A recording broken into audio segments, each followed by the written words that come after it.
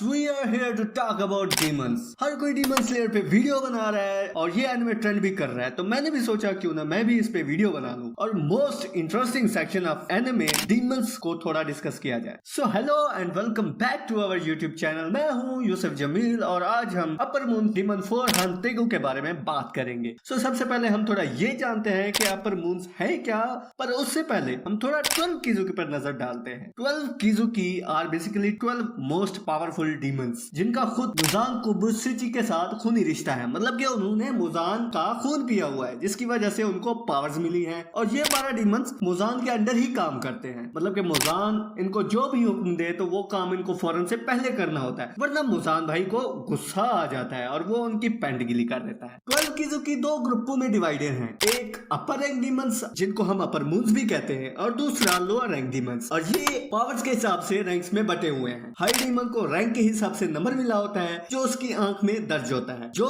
Lower rank demons हैं उनकी एक आंख में नंबर होते हैं और जो अपर रैंक डीमंस हैं उनकी दोनों आंखों में नंबर फिट होता है। मुजान भाई इन डीमन से कुछ भी काम करवा सकते हैं, जैसे बाजार से दही लानी हो, झाड़ू पोछे का काम, बर्तन धोने का काम वगैरह वगैरह। ये सारे काम इन डीमंस के ही जिम्मे होते हैं। अबे भाई कौन से काम गिनवा रहा है, अपने वाले काम इन डीमंस पे छाप रहा है।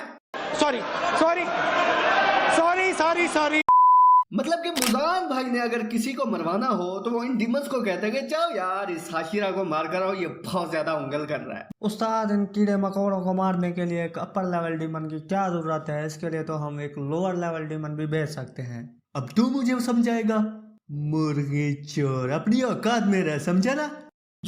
जो अपर रैंक डीमंस हैं उनकी पावर्स लोअर रैंक डीमन से काफी ज्यादा होती है। इसका अंदाजा आप इस बात से लगा लें कि जो हमारे हाशिरा हैं उन्होंने लोअर रैंक डीमंस को तो काफी बार मारा होता है, बट 100 सालों में उन्होंने एक भी अपर रैंक डीमन को नहीं मारा होता। हमारे हाशिराज की हालत कुछ इस तरह की होती है।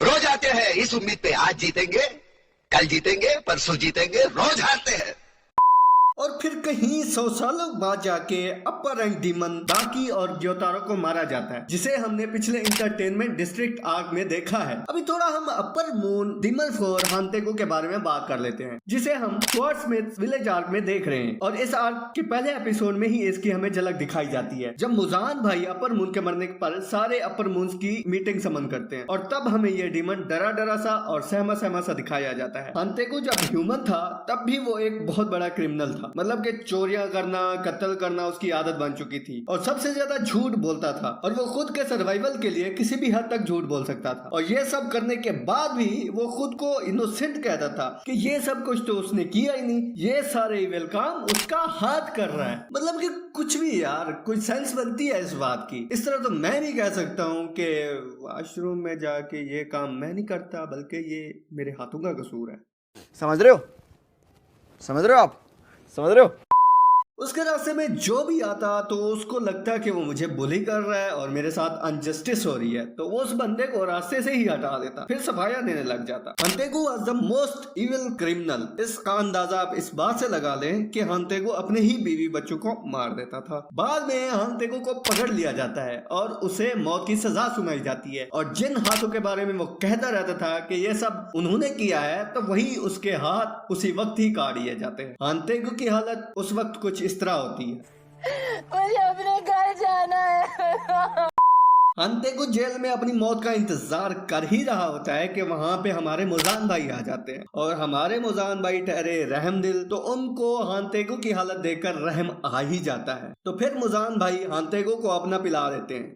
खून की बात हो रही है यहाँ पे। हांतेगु एक बहुत ही पावरफुल डीमन है। हांतेगु किसी भी साइज में चेंज हो सकता है। उसके पास स्टेल्थ एबिलिटी भी है, जो कि हमने एपिसोड 3 में देख रखी है कि वो किस तरह मोचरो, तांजिरो और नेज़ुको के कमरे में दाखिल होता है और उनको पता भी नहीं लगने देता। मोचरो और तांजिरो बहुत ज्यादा हैरान हो जाते हैं बिकॉज एक अपर मून उनके कमरे के बाहर बैठा होता है और उन लोगों को पता ही नहीं चलता। तांजिरो के सूंघने की ताकत बहुत ज्यादा है और मोचरो एक हाशिरा होते हुए भी ये सेंस नहीं कर पाता कि उनके साथ एक डीमन आ चुका है। हांतेको को देखते ही मोचरो, तांजिरो और नेज़ुको एक साथ उस पे अटैक करते हैं, बट हांतेको मोचरो और तांजिरो के अटैक्स को डॉज कर लेता है, लेकिन नेज़ुको की किक उसको जाकर लगती है। फिर मोचरो के दूसरे अटैक में वो हांतेको का सर धड़ से अलग कर देता है। तभी हांतेको की रियल एबिलिटीज का अंदाजा होता है। जैसे ही मोचरो हांतेको का सर धड़ से अलग करता है तो वो दो डिफरेंट डीमन सेकिडो और कराको में रीजनरेट हो जाता है। जैसे ही मोचरो और तांजिरो उन नए डीमंस पर अटैक करने की कोशिश करते हैं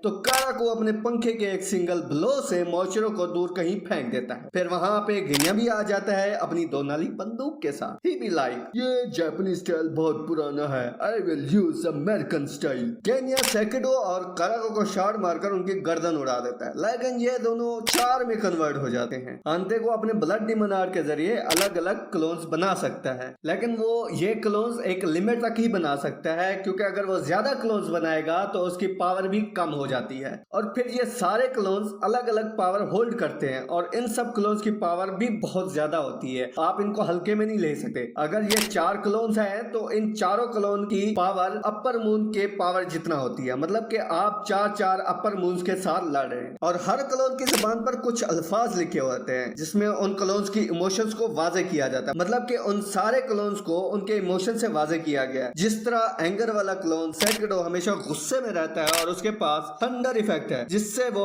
किसी को भी पैरालाइज कर सकता है, इस तरह कराको हमेशा काम और पुरसकून रहता है और वो विंड ब्लो करता है और उसका ब्लो इतना पावरफुल होता है कि वो इंसानों के साथ साथ बिल्डिंग को भी उड़ा सकता है। और ये हमने देखा भी है कि वो किस तरह मोचरो को उड़ाता है। आइज़ेत्सु इज द थर्ड क्लोन जो हमेशा डिप्रेस रहता है और स्पीयर बनाता है जिसका अटैक बहुत ज्यादा पावरफुल होता है। चौथे नंबर पे आता है हमारा ओरोगी जो कि हमेशा खुश रहता है और हमेशा चीयरफुल रहेगा, आपको हंसता मुस्कुराता ही दिखाई देगा। वो ओरोगी उड़ भी सकता है और साथ में सोनिक वेव्स इमिट करता है जिससे उसके अपोनेंट की फट जाती है। और ये हमने तांजिरो के खिलाफ यूज करते हुए देखा भी है। और कहानी यहीं खत्म नहीं होती, ये चारों क्लोन्स कंबाइन होकर एक 5th क्लोन बनाते हैं जो कि पिछले क्लोन से भी ज्यादा पावरफुल होता है। उसका नाम होता है ज़ुहाकुटेन और नफरत इसकी रग रग में शामिल होती है। और आखिर में वी कैन सी ओरोमी जो बिल्कुल हांतेको की ओरिजिनल फॉर्म की तरह होता है। हांतेको को हराना थोड़ा ट्रिकी काम है क्योंकि वो क्लोन्स में चेंज होता रहता है और जब आप क्लोन्स के साथ फाइट करोगे तो उसकी ओरिजिनल बॉडी को ढूंढना मुश्किल हो जाता है। और अपने ब्लड डीमन आर्ट के जरिए वो अपनी प्रेजेंस को भी छुपा सकता है और फिर अपनी बॉडी को अपने हिसाब से छोटा बड़ा भी कर सकता है। तो मतलब कि अगर उससे कोई सोलो फाइट करेगा तो ये पॉसिबल ही नहीं कि हांतेको से सोलो फाइट में कोई जीत सके, खा वो कोई सबसे बड़ा हाशिरा ही क्यों ना हो। मेरे ख्याल से हमने इस वीडियो में हांतेको को अच्छा खासा कवर किया है। अगर फिर भी आपके कोई क्वेश्चंस रहते हैं तो आप नीचे कमेंट सेक्शन में बता सकते हैं। अगर आपने यहाँ तक वीडियो देख ली है तो सब्सक्राइब बटन को हिट कर दें और साथ में वीडियो को लाइक और शेयर भी कर दें। आपके इस एक टच से मेरी काफी ज्यादा हेल्प हो जाएगी। हमारे साथ आखिर तक जुड़े रहने के लिए अरिगातो गोजाइमास। तो मिलते हैं नेक्स्ट वीडियो में।